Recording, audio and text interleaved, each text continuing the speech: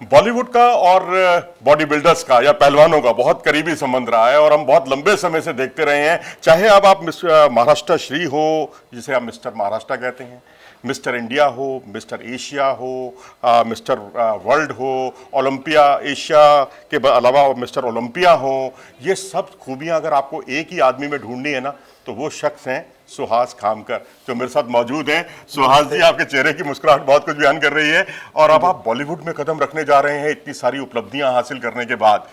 किस तरह का, ये तो मंच भी अलग होगा, डिफरेंट कल्चर होगा, माहौल एकदम अलग होगा। अब आपके काम के लिए तालियां पहले आपकी बॉडी देखकर बजा करती थी, अब आपके किरदार को देखकर बजा करेंगी। कितना फर्क महसूस कर रहे हैं और किस तरह का आपके मन में क्या चल रहा है इस समय? सच में बॉडी बिल्डिंग के बाद में एक्टिंग फिल्म में मैंने पैर रखा है और ये जो मुझे चांस मिला है ये साकार राउत जो डायरेक्टर है उनकी तरफ से मुझे मिला। बॉडी बिल्डिंग जब करता था तो मैं स्टेज के ऊपर खड़ा रहता था और पब्लिक से बहुत सारी सीटियाँ आवाज़ आता रहता था, तो वहाँ से बहुत सारी पब्लिक ऐसे बोलती थी कि सर आपका फेस बहुत अच्छा है, आप हीरो की तरह दिखते हो, सलमान की तरह दिखते हो, तो आप बॉडी बिल्डिंग से थोड़ा पिक्चर की साइड में भी जाओ और मूवी करो, ये करो वो करो। तो वो टाइम पे मेरा बॉडी बिल्डिंग के ऊपर स्ट्रेट फोकस था, इसके लिए वो टाइम पे थोड़ा मैंने ध्यान नहीं दिया। उसके बाद में कुछ फिल्म्स के ऑफर आई थी, लेकिन मुझे वो सब्जेक्ट कुछ अच्छा नहीं लगा, इसके लिए मैंने वो टाइम पे किया नहीं और फोकस भी तो बॉडी बिल्डिंग की तरफ था। लेकिन अब भी जो राजवीर मूवी जो आई उसका मैंने मतलब वही मतलब प्रोजेक्ट मेरे सामने जब आया तो मैंने उसकी पूरी स्टोरी देख ली और जो सब्जेक्ट था ड्रग्स, तो उसका वो ड्रग्स के ऊपर सब्जेक्ट था, तो मुझे लगा कि ये अच्छा मैसेज युवा में और पब्लिक में जा सकता है, तो इसके लिए मैंने साइन किया और उसके माध्यम से आज आपके सामने हूँ। लेकिन इससे पहले कभी एक्टिंग आपने की या नहीं? नहीं, इसके पहले कभी भी मैंने एक्टिंग नहीं की है। लेकिन तो कितना चैलेंजिंग था आपके लिए ये रोल, क्योंकि आपने हाँ भी कर दी और आपने एक्टिंग भी कभी नहीं की थी? नहीं, मुझे क्या लगता है ये सब आप लोगों के वजह से और इस कैमरे के वजह से मुझे कभी वो चैलेंजिंग लगा नहीं, क्योंकि जब मैं कंपटीशन जीतता था तो मेरे सामने बहुत सारे कैमरेज रहते थे अलग अलग मीडिया के, और मैं जब उनके साथ इंटरव्यू के लिए बात करता रहता था तो मुझे वो थोड़ी आदत थी, तो मुझे लगता है उसका किधर तो जाके थोड़ा सा मुझे फायदा हुआ है।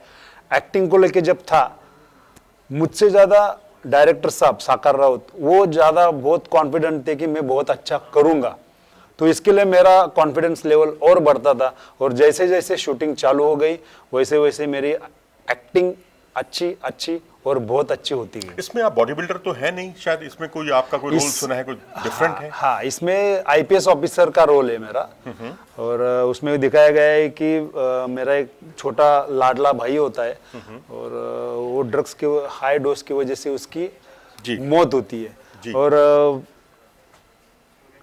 इसके लिए वो जब ड्रग्स का रैकेट के बारे में वो पूरा एक फाइट करने के लिए निकलता है जी, तो वो इंटरनेशनल लेवल तक जाता है और वो पूरा ड्रग्स का रैकेट है वो क्लोज करने के लिए अपनी कोशिश करता है। ये सब उसमें दिखाया गया है। अब लोग तो देखना चाहेंगे, भाई आप बॉडी बिल्डर हैं, आपकी जो डोले हैं, हमें तो वैसे ही डर लगने लगा, इसलिए मैं थोड़ी दूरी बनाकर चल रहा हूँ। बिल्कुल ये हो जाए।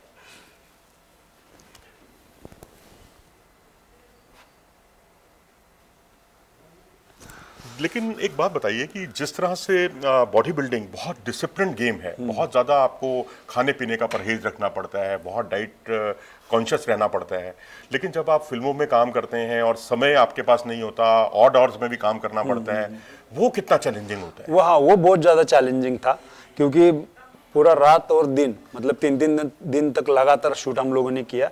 वो टाइम पे फिर भी मैं मेरा डाइट और वर्कआउट मेंटेन करने की कोशिश करता रहता था और उसका फ़ायदा मुझे लगता है कि मेरे बाकी के जो एक्टर्स थे मेरे पूरे सेट पे, उनको भी उनका मतलब मेरा फ़ायदा हुआ। मैं क्या खा रहा हूँ, मैं कैसे कर रहा हूँ, डाइट में क्या क्या ले रहा हूँ। उबली सब्जियां खाते हैं? हाँ, उबला हुआ चिकन, एग्स, फिश, फ्रूट्स, तो वो भी सब देख रहे थे। उन्होंने भी थोड़ा थोड़ा डाइट ऐसा चालू किया, तो उनके लाइफ में भी उन्होंने कुछ 2 किलो, 3 किलो, 5 किलो ऐसा हर किसी ने वेट भी कम किया। तो जब आपका रोल नहीं होता तो क्या आप दूसरी जगह दंड बैठक शुरू कर देते थे अपने?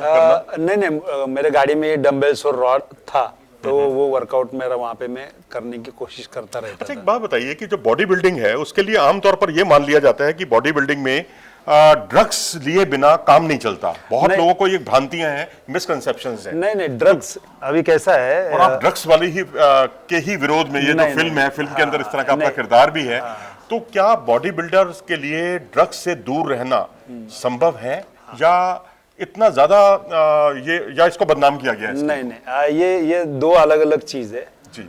अभी ये मूवी जो आई आई है, ये नशा करने वाला ड्रग्स है। हाँ हाँ। और आप जो बोल रहे हैं बॉडी बिल्डिंग के लिए जो ड्रग्स यूज किया जाता है वो है एनाबॉलिक स्टेरॉइड्स, उसको स्टेरॉइड्स बोलते हैं। और वो एनाबॉलिक स्टेरॉइड्स काफी सालों से चलता आ रहा है, लेकिन वो एक प्रो लेवल पे जब जाते हैं तो वहाँ पे वो उनको अलाउड किया गया है। लेकिन शरीर में तो हलचल मचा हाँ, देता हाँ, है, हाँ, बड़ा उसके नकारात्मक हाँ, असर ज्यादा हाँ, होता है। लेकिन वो लेना मुसावी मतलब ये नहीं है, अच्छी बात नहीं है, लेकिन कुछ लेवल तक जाने के लिए, मतलब जो जो बड़े बड़े आप लोग सोचते हैं, उनका नाम सुनते हैं, वो लोग यूज करते हैं एक एंड लेवल पे।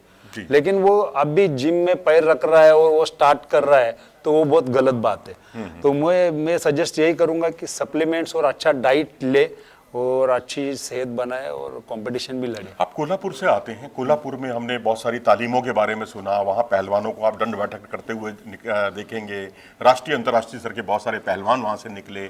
तो पहलवानों की नगरी में, और आपके मैंने सुना है आपके जो पेरेंट्स थे, आपके पापा, आपके नाना दादा, सब पहलवान हुआ करते थे, तो पहलवानों से अलग हटके आपने ये कला कैसे अपना ली बॉडी बिल्डिंग की, और फिर उसके बाद बॉलीवुड?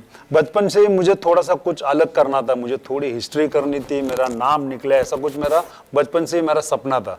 तो मेरे घर के अंदर देखेंगे तो स्पोर्ट्स का माहौल पहले से ही था जी। तो जब मैं थोड़ा तालीम में स्टार्टिंग में गया, लेकिन जब मुझे थोड़ा समझने लगा तो मैंने बॉडी बिल्डिंग की तरफ मैंने मेरी जर्नी चालू कर दी।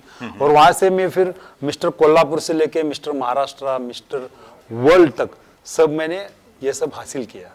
तो आप जब मिस्टर, देखिए, महाराष्ट्र बनना और मिस्टर ओलंपिया बनना बहुत ज़्यादा ज़मीन आसमान का फ़र्क है।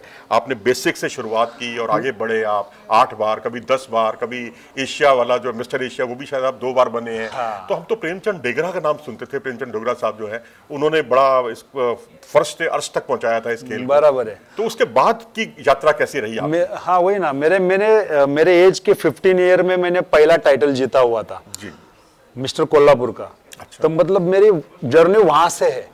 मतलब 15 साल में अगर मैं डिस्ट्रिक्ट का टाइटल मार रहा हूँ तो बाकी लोग बोलने लगे कि यार वे लंबी रेस का घोड़ा है।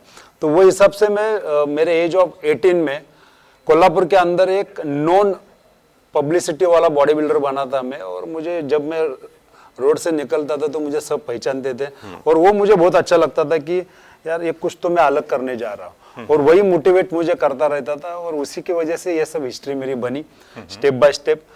मिस्टर महाराष्ट्र के बाद में मिस्टर इंडिया 1 बार 2 बार या 3 बार नहीं 10 बार बना।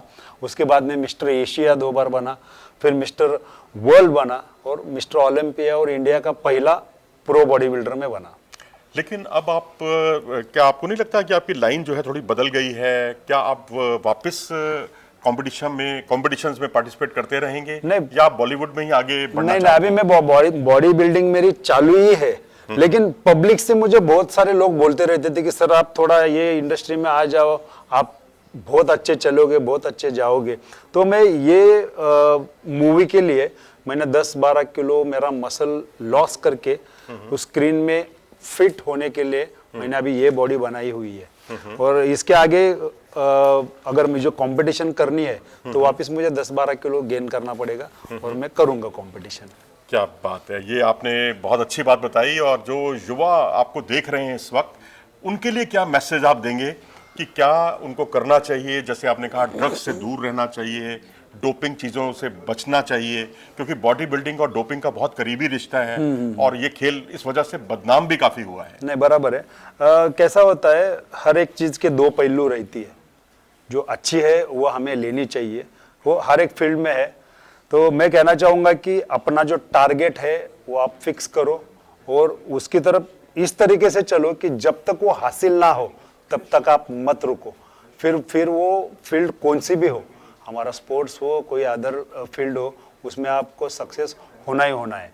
और जो बैड थिंग्स है उससे तो दूर रहना ही रहना है, क्योंकि आज के डेट में देखेंगे तो पोल्यूशन इतना है, खाने पीने में इतनी गलत गलत चीज़ें आ रही है, तो ये और कुछ तो गलत करके अपनी सेहत की हम बर्बाद कर नहीं कर सकते। चलिए सुहास खामकर जी, आपको हम शुभकामनाएं देते Thank हैं you, India thank news you. Sports परिवार की तरफ से। आप खूब तरक्की करें, जो you. आपने झंडे गाड़े हैं एक तरह से इस फील्ड में, अब आप बॉलीवुड में राजवीर फिल्म के जरिए Yes. यहाँ भी झंडे गाड़ने का काम करें, Thank ये you. हमारी शुभकामनाएं हैं। यस, आपके सभी के प्रेम के वजह से और आशीर्वाद की तरफ से यही करूंगा मैं। चलिए राजवीर फिल्म आएगी, देखना मत भूलिएगा। जरूर देखिए राजवीर। नमस्कार। नमस्कार।